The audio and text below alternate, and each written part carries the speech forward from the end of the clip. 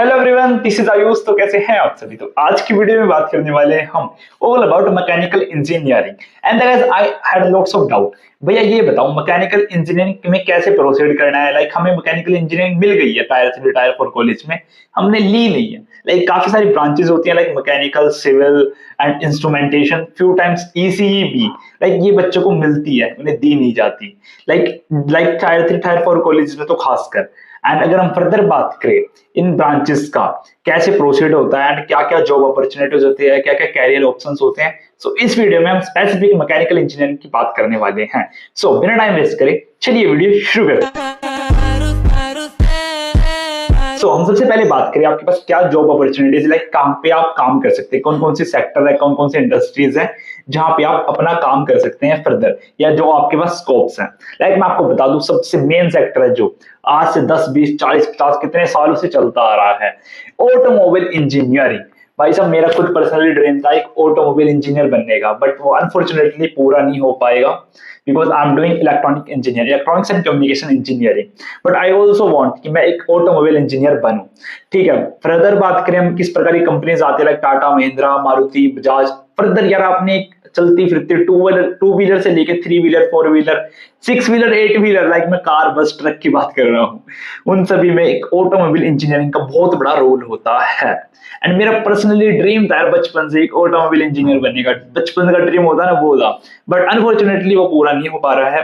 तो अगर फर्दर बात करें मैन्युफैक्चरिंग में भी आप मैन्युफैक्चरिंग इंडस्ट्रीज है, वहां पे एक ऑटोमोबाइल इंजीनियरिंग या फिर एक मैकेनिकल इंजीनियरिंग की नीड होती है। ये भारत हैवी इलेक्ट्रिकल लिमिटेड, भेल बोलते हैं जिसको। एंड फर्दर आप Siemens India, ABB India, Thermax, Voltas, बहुत सारी कंपनीज हैं। एंड हम बात करें power and energy, infrastructure, oil and gas, aerospace and defence में बहुत बड़ा रोल होता है मैकेनिकल इंजीनियर का। कंज्यूमर गुड्स एंड रोबोटिक्स में तो क्या ही कहने भाई साहब। एंड ऑटोमेशन, लाइक आज के टाइम पे एक मैकेनिकल इंजीनियरिंग की बहुत रिक्वायरमेंट है। लाइक एक कार बनाने से लेके रोबोटिक्स में, या फिर कोई ऑयल हो गया, गैस हो गई, पावर होगी, एनर्जी होगी, एवरीवेयर मैकेनिकल इंजीनियरिंग की रिक्वायरमेंट है। ऐसा नहीं है यार, काफी बच्चों को पता है क्या मिसकंसेप्शन होता है कि आज के टाइम पे सिर्फ सीएस का ही बोलबाला है या फिर सीएससी एक टॉप की ब्रांच है, उसके अलावा सारी ब्रांच वर्थलेस है। बट ऐसा नहीं है, मेरा पर्सनल ये मानना है। लाइक मैं एक बात कहता हूँ, ब्रांच कोई बुरी नहीं है, बस आप में दम होना चाहिए। अगर आप में दम है ना, आप मैकेनिकल से बिना सीएस वाले को पीछे छोड़ सकते हो। ये ट्रू है भाई, बिल्कुल सच बता रहा हूं मैं। ऐसा नहीं है कि आपकी ब्रांच सीएस है तो आप ही बादशाह हो, ऐसा कुछ नहीं है। मैं branch doesn't matter, efforts matter. यार आपके अंदर कितना पोटेंशियल है वो मैटर करता है। मैटर ये नहीं करता आप इंजीनियरिंग से हो, अगर बीसीए से भी हो ना तब भी आप बीटेक को पीछे छोड़ देते हो, ये तो फिर भी आप ब्रांच की बात कर रहे हो। ठीक है, तो ब्रांच मैटर नहीं करती है, एफर्ट्स मैटर करते हैं। मैकेनिकल का बच्चा भी अच्छी सीटीसी ले सकता है, अच्छी पोजीशंस हासिल कर सकता है। लाइक आपने रोल्स रॉयस सुनी होगी, एंड जो रोल्स रॉयस कौन डिजाइन करता है, लाइक डिजाइन इन सेंस उसके अंदर का जो इंजन है V8 V10 इंजन जो जी वैगन में लग के आते हैं, भाई कौन बनाता है उनको? जर्मन कार्स है, कौन? Mechanical engineer. एंड चलाता कौन है? सीएस वाला बच्चा। भाई समझ रहे हो बात को? तो ऐसा नहीं है कि एक सीएस वाला ही आगे जा सकता है, मैकेनिकल के भी फर्दर भर भर के अपॉर्चुनिटीज हैं। एंड फर्दर बात करें आपकी जॉब प्रोफाइल किस प्रकार की होगी अगर आप as a mechanical engineer join करते हो, क्या क्या आपके पास जॉब प्रोफाइल्स होती हैं। लाइक अगर हम बात करें मैकेनिकल डिजाइन इंजीनियर, इसमें आते हैं लाइक जैसे कि आप रोल्स रॉयस का एग्जांपल लेते हैं, जो रोल्स रॉयस को बाहर से डिजाइन करते हैं, like Rolls Royce Phantom ghost, ये भी मैकेनिकल इंजीनियर ही होता है जो डिजाइन करते हैं उस मैकेनिकल पार्ट को, लाइक मैकेनिकल ऑटोमेशन को। एंड अगर हम फर्दर बात करें मैन्युफैक्चरिंग इंजीनियरिंग, मैन्युफैक्चर करते हैं चीजों को, जो like automotive engineering, like vehicles वगैरह हो गए, एरोस्पेस, जेट, फ्लाइंग जेट, है ना। एंड अगर फर्दर बात करें energy engineering, robotics engineering, biomedical engineering, quality assurance engineering, project engineering, sales engineering, research engineering, ये सारे आपकी जॉब प्रोफाइल्स है जिसमें आप फर्दर प्रोसीड कर सकते हो as a mechanical engineer. Like ये सारे पार्ट्स है, आप मैकेनिकल इंजीनियर हो बट इसके अंदर स्पेसिफिक है। लाइक आप ऑटोमोटिव में जाते हो, एरोस्पेस में जाते हो, एनर्जी में जाते हो, रोबोटिक्स में जाते हो, इस प्रकार से प्रोसीजर चलता है। एंड आई थिंक आपको इतना क्लियर हो रहा होगा। एंड साथ ही बात करने वाले हैं हम इस स्लाइड पे आपका एवरेज सीटीसी।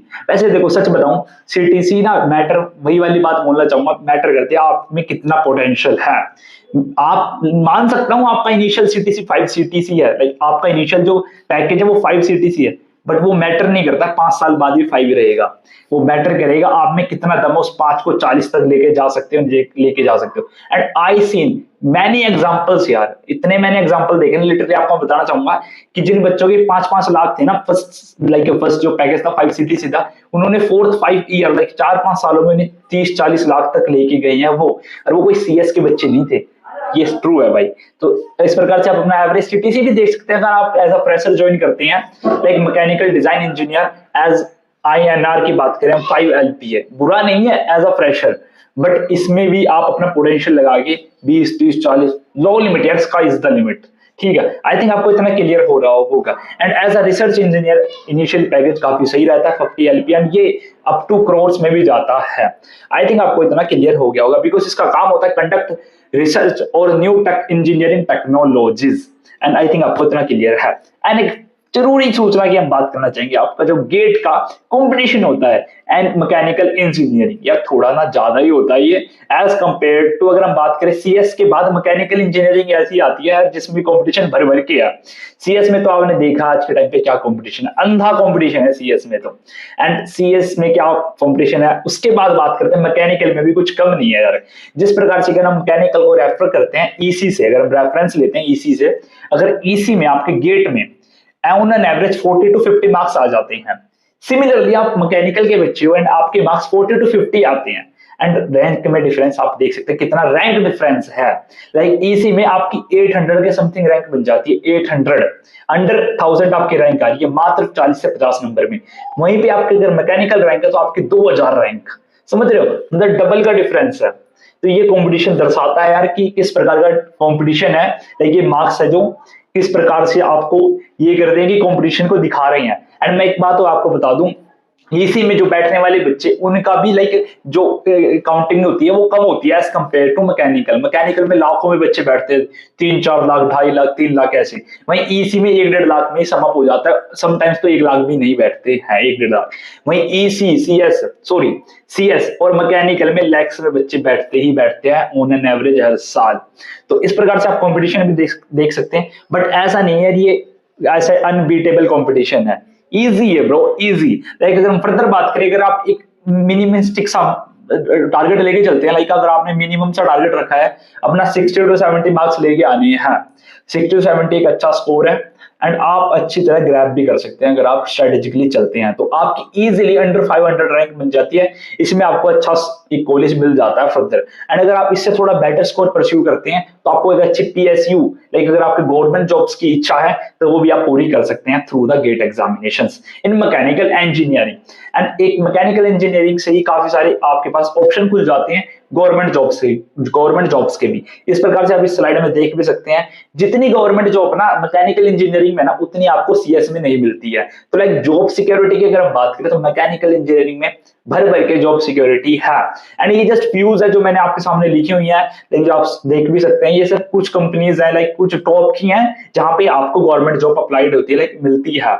इसके अलावा काफी सारे और सेक्टर्स भी हैं जहां पे आपको गवर्नमेंट जॉब मिलती है मैकेनिकल इंजीनियरिंग। जैसे अगर हम सबसे पहले बात करें इंडियन रेलवे में MES military engineering service, Indian space research organisation, defence research and development organisation DRDO जिसमें आपने नाम भी सुना होगा, and BPCL Bharat petroleum corporation limited, and coal का नाम किसने नहीं सुना होगा, like coal India limited, NALCO national aluminium company. And अगर हम फर्दर बात करें CPW central public work department, Bharat heavy electrical limited, भेल, बार्क, सेल, HPCL, गेल, इनके नाम है आपने सुने ना हो ऐसा हो ही नहीं सकता। लाइक ये इंडिया की टॉप कंपनीज हैं, टॉप ऑफ द लाइन है ये कंपनीज, एंड इनके नाम हर बच्चे ने सुने होंगे मेरे को जितना लगता है। आई थिंक आपको इतना क्लियर हो गया होगा, गवर्नमेंट जॉब्स की भी आपके पास भर भर के अपॉर्चुनिटीज हैं। तो ऐसा नहीं है कि गवर्नमेंट जॉब के ऑप्शन नहीं है, लाइक मेरे को ऐसा लगता है कि जितनी गवर्नमेंट जॉब की अपॉर्चुनिटीज आपको मैकेनिकल इंजीनियरिंग में मिलती है उतनी आपको CS में भी नहीं मिलती है। आई थिंक आपको इतना क्लियर हो गया होगा। एंड अगर हम फर्दर बात करें आपके कोर सब्जेक्ट्स, आपके क्या और सब्जेक्ट्स है, क्या क्या आपने पढ़ना पड़ेगा थ्रू आउट द आपके इंजीनियरिंग के सेमेस्टर्स में।